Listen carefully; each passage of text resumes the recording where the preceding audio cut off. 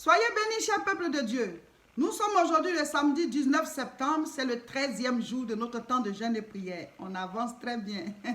Et nous sommes toujours dans notre semaine de combat spirituel. Le thème de cette semaine, c'est les batailles invisibles. Notre thème général, c'est l'exploit dans le jeûne. Et c'est basé sur Daniel chapitre 10, du verset 10 au verset 14. On en a suffisamment parlé.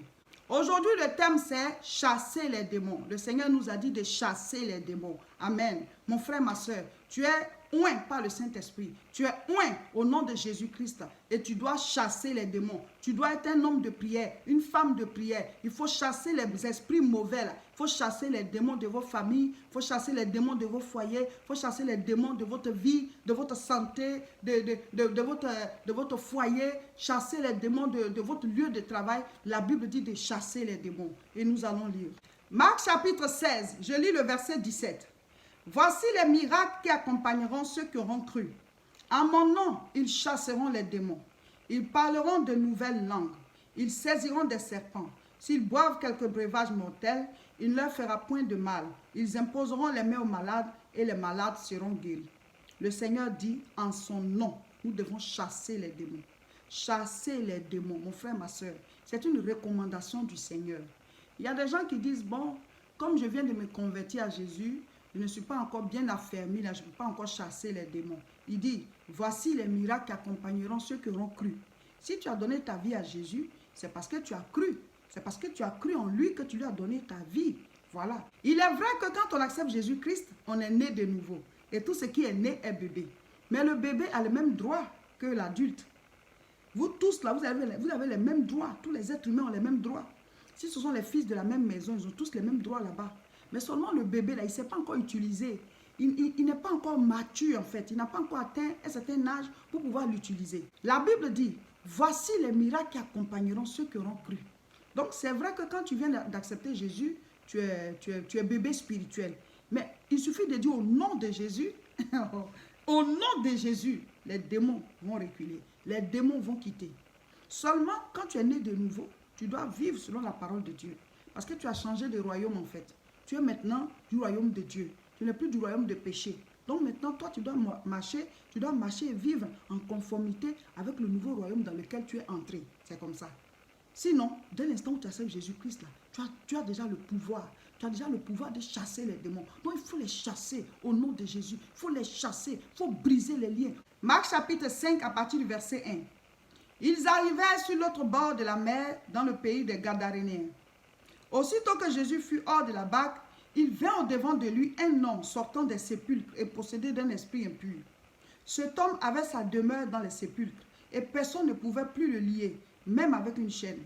Car souvent, il avait eu les fers aux pieds et avait été lié de chaînes. Mais il avait rompu les chaînes et brisé les fers et personne n'avait la force de le dompter. Il était sans cesse, nuit et jour dans les sépulcres et sur les montagnes et se meurtrissait avec des pierres. Il se frappait avec des pierres, il se blessait. Ayant vu Jésus de loin, il accourut, se prosterna devant lui et s'écria d'une voix forte, « Qu'y a-t-il entre moi et toi, Jésus, fils du Très-Haut? Je t'en conjure, au nom de Dieu, ne me tourmente pas. » Car Jésus lui disait, « Sors de cet homme, esprit impur. » Vous voyez, chasser les démons, mes frères, il faut les chasser. Dieu nous a dit de les chasser au nom de Jésus. Donc, verset 9. Et il lui demanda, « Quel est ton nom? » « Légion est mon nom, lui répondit-il, car nous sommes plusieurs. » Vous voyez, c'est un seul qui parlait, hein, mais il parle au nom de tous là. Il dit qu'on est légion, on est nombreux ici. Voilà, qu'on est plusieurs. Donc Jésus a commencé à les chasser. Voilà. Et il dit, verset 10, « Et il le priait instamment de ne pas les envoyer hors du pays. » Là, maintenant, tous ont commencé à parler. Mais comme c'est la voix d'une seule personne, voilà, la voix du fou, la seule qui sortait. Donc maintenant, ils ont commencé à dire, pardon, Jésus, ne nous envoie pas hors du pays. Vous voyez, les démons, eux aussi, veulent plaider. Donc, comme ce n'est pas encore le temps, parce que Dieu, il agit avec le temps. Il dit, il y a un temps pour tout sous les cieux. Le temps de les enfermer, là, n'est pas encore arrivé. Donc, Jésus a accepté de ne pas les jeter hors. Parce que le temps où on va les enfermer pour toujours n'était pas encore arrivé. Donc, verset 11. Il y avait là, vers la montagne, un grand troupeau de pourceaux qui paissaient. Et les démons le priaient, disant, « Envoie-nous dans ces pourceaux, afin que nous entrions en eux. » Vous voyez? Eux, on les chasse, ils veulent aller dans un troupeau de cochons qui était là. Mais vous allez comprendre plus tard, pourquoi ils voulaient aller dans le troupeau là. Sinon, on vous chasse, vous partez, mais pourquoi vous voulez rentrer dans le troupeau de cochons qui était là? Amen. Je continue. Verset 12. Et les démons le priaient, disant, envoie-nous dans ces pourceaux, afin que nous entrions en eux. Et il le leur permit. Pourquoi Jésus a permis, vous allez comprendre. Et les esprits impurs sortirent, entrèrent dans les pourceaux, et le troupeau se précipita des pentes escarpées dans la mer. Il y en avait environ 2000, et ils se noyaient dans la mer. Ils sont tous morts. Quand les esprits impurs sont rentrés dans les cochons là, ils ont commencé à courir tous pour aller dans l'eau. Ils sont morts là-bas. Ceux qui les faisaient perdre s'enfuirent et répandirent la nouvelle dans la ville et dans les campagnes. Les gens allaient voir ce qui était arrivé. Ils virent auprès de Jésus, et ils vinrent auprès de Jésus, et ils virent le démoniaque, celui qui avait eu la légion, assis, vêtu et dans son bon sens, et ils furent saisis de frayeur. Ceux qui avaient vu ce qui s'était passé leur racontaient ce qui était arrivé au démoniaque et au pourceau. Alors ils se mirent à supplier Jésus de quitter leur territoire. Comme il montait dans la barque, celui qui avait été démoniaque lui demanda la permission de rester avec lui. Jésus ne lui permit pas, mais il lui dit, va dans ta maison, vers les tiens et raconte-leur tout ce que le Seigneur t'a fait et comment il a eu pitié de toi. Il s'en alla et se mit à publier dans la Décapole tout ce que Jésus avait fait pour lui, et tous furent dans l'étonnement. Le fou là, il n'est même pas parti à la maison, il a continué en même temps. La Décapole, ça veut dire 10 villes. Le gars est devenu évangéliste. Il a commencé à publier dans la Décapole, dans 10 villes. On s'est annoncé, c'est moi le fou qui était à Gadara, c'est moi le fou qui était au cimetière, c'est moi qui passais tout mon temps à dormir dans les sépulcres. Je me meurtrissais avec des pierres, vous me reconnaissez, c'est moi. J'ai été guéri par un certain Jésus de Nazareth.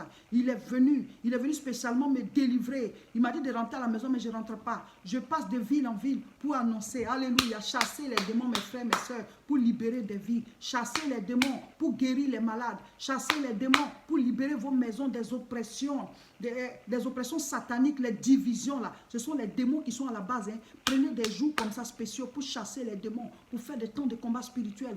Tu te lèves dans la prière et au nom de Jésus, tu chasses les démons de ta maison, tu chasses les démons de ton foyer, tu chasses les démons dans ta vie sentimentale, tu chasses les démons au niveau de ta santé, tu chasses les démons, chassez les démons. Jésus a libéré le fou de Gadara. Il n'était plus fou, il est devenu un évangéliste.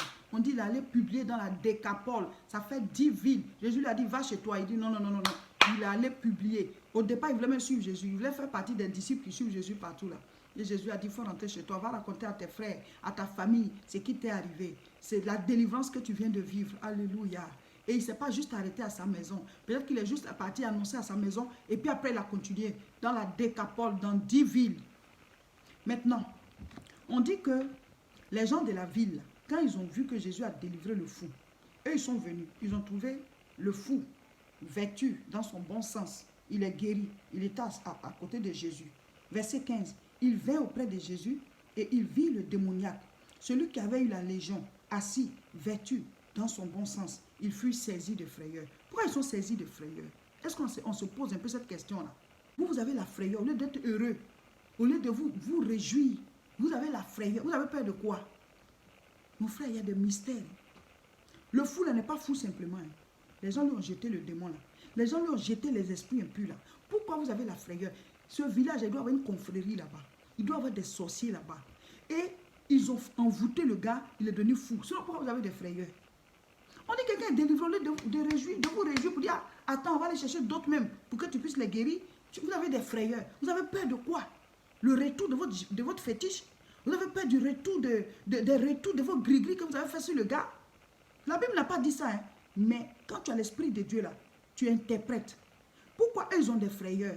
Partout où il y a eu des miracles, les gens se sont réjouis. Hosanna, fils de David, eux, ils ont des frayeurs. On délivre votre frère, vous avez des frayeurs, vous avez peur de quoi? C'est vous qui l'avez rendu fou alors. Et maintenant, la preuve. On dit ceux qui avaient été là racontaient ce qui s'était passé et ce qui était arrivé au pourceau. Alors, il s'est mis à supplier Jésus de quitter leur territoire. Ah! Donc, eux, ils sont venus. on dit le troupeau de porc, là, troupeau de cochons, là, ils ont plongé dans l'eau. Et puis le fou, là, il est guéri. Vous voyez, le troupeau est parti, le fou est guéri. Et ils ont préféré le troupeau. Il dit, ah, il faut quitter ici. Il faut quitter sur notre territoire. Si c'est pour venir délivrer nos fous, là, il faut partir. Ce sont des sorciers. C'est moi qui le dis. Quand tu lis l'histoire, là, ça veut dire qu'ils ne sont pas clairs. Pourquoi on délivre votre frère? Et pourquoi les démons, là, eux, ils veulent rentrer dans les pourceaux, là? Pourquoi? Et pourquoi Jésus a permis? Est-ce que Jésus va détruire le troupeau de quelqu'un? Mais c'est parce qu'il sait que certainement, l'homme, là, il a été sacrifié pour que les gens soient riches. Pourquoi les démons veulent aller là-bas? Peut-être que c'est eux qui ont enrichi la personne qui a ce troupeau-là. Ou bien le groupe à qui appartient ce troupeau-là. Peut-être c'est eux qui ont fait les incantations. Parce que quand tu t'en vas voir Satan pour pouvoir devenir riche, là, c'est pas simple, hein? Tu vas livrer quelqu'un. Pourquoi les troupeaux, là, le troupeau est là et puis les démons là, disent envoie-nous là-bas? Parce qu'ils savent que c'est de là-bas ils viennent. Et ils sont allés perdre tout pour dire c'est ça qu'on vous a donné là. On retourne avec. Si vous nous arrachez l'homme là, nous on reprend le troupeau. Vous voyez? Il faut avoir l'intelligence spirituelle. Pourquoi vous suppliez Jésus? Pourquoi vous avez des frayeurs? Pourquoi vous les chassez? Et pourquoi les démons là, ils veulent rentrer dans le pourceau là? Et pourquoi Jésus a accepté? Tout ça là, ce sont des questions qui nous amènent à comprendre que le monde spirituel, on est dans les batailles invisibles. Hein? On est dans les batailles invisibles. Et le fou là, il est devenu grand évangéliste. Dans la Décapole, dans 10 villes, le gars il se promène pour. Il dit dans tous les cas, moi j'étais dans le sépulcre là, il est devenu quoi? Il a prêché en même temps. Il doit aller annoncer. Alléluia. Alléluia. Chasser les démons. Déchaînez-vous, hein. Libérez vos maisons, libérez vos familles. Vous priez, vous dites que tous ceux qui sont sacrifiés, je les libère. Tous ceux qui sont attachés, je les libère. Tous ceux qui sont enchaînés, je les libère. Tous ceux qu'on a immolés, pour qu'ils ne sont pas morts, hein, mais ils sont comme sur des autels. Leur vie est là comme ça. Je les libère. Je les libère. Je les libère comme Jésus a libéré le fou de Gadara. Libérez vos familles. Chassez les démons de vos familles. Chassez les démons de la vie de vos frères et sœurs. Chassez les démons de la vie de vos tantes, vos oncles, de vos parents. Libérez, chassez les démons. Jésus a libéré le fou de Gadara. Il a libéré le fou de Gadara. Nous aussi, on peut libérer nos frères, nos sœurs. Priez chez vous et le Seigneur va agir à distance. Libérez-les, libérez vos familles, brisez les chaînes qui sont sur les destinées, libérez les vies des gens, libérez les foyers, libérez les santé, libérez les finances, chassez les démons, chassez-les au nom de Jésus. Aujourd'hui, nous lisons Luc chapitre 13 et je vais lire à partir du verset 10. Jésus venait de délivrer encore quelqu'un. Jésus enseignait dans une des synagogues le jour du sabbat. Et voici, il y avait là une femme possédée d'un esprit impur qui la rendait infirme depuis 18 ans. Elle était courbée et ne pouvait pas se relever, se redresser. Lorsqu'il la vit, Jésus lui adressa la parole et lui dit, « Femme, tu es délivrée de ton infirmité. » Et il lui imposa les mains. Et à l'instant, elle se redressa et glorifia Dieu. Alléluia, alléluia, alléluia. Oh, chassez les démons, mes frères. Chassez, priez au nom de Jésus. Tu chasses au nom de Jésus. Tu le fais comme ça. Ce n'est pas que tu vas aller forcément imposer la main à quelqu'un, hein, mais tu pries. Tu chasses les démons. Je chasse les démons de ma vie. Je chasse les démons de la vie de ma famille, de ma maison. Vous libérez. Vous allez voir. Des choses vont se passer. Parce qu'il y a beaucoup de situations là. Ce sont les démons qui sont assis dessus. Pendant notre temps de jeûne, nous faisons des directs les mercredis. Donc le mercredi à 12 h, nous aurons un direct. Les samedis, quand on n'est pas à Aubervilliers, on a aussi les directs à 18 h. C'est toujours sur notre page Facebook, Réseau International Richesse. Et aujourd'hui, samedi, nous avons le direct. Aujourd'hui, samedi 19 septembre, nous avons le direct à 18 h. Donc, connectez-vous. C'est toujours sur notre page Facebook, Réseau International Richesse. Vous venez sur la page, vous écrivez Réseau International Richesse, là où mon mari et moi nous sommes, et vous faites défiler, vous allez nous voir en ligne. Vous cliquez, voilà, à l'heure qu'on a dit, et vous allez suivre. L'école des disciples à Paris, c'est pour le samedi 26 septembre. Vous pouvez encore vous inscrire. Ce sont les dernières inscriptions, voilà, sur WhatsApp à notre numéro qui apparaît. Nous faisons nos cultes à Tourcoing. C'est tous les dimanches de 10 h à 11 h 45. On fait aussi la formation l'école des disciples à Tourcoing. C'est un dimanche sur 2. Rejoignez-nous. Voici l'adresse. Abonnez-vous à notre chaîne YouTube La Moisson TV et à notre page Facebook Réseau International Richesse et partagez cette vidéo.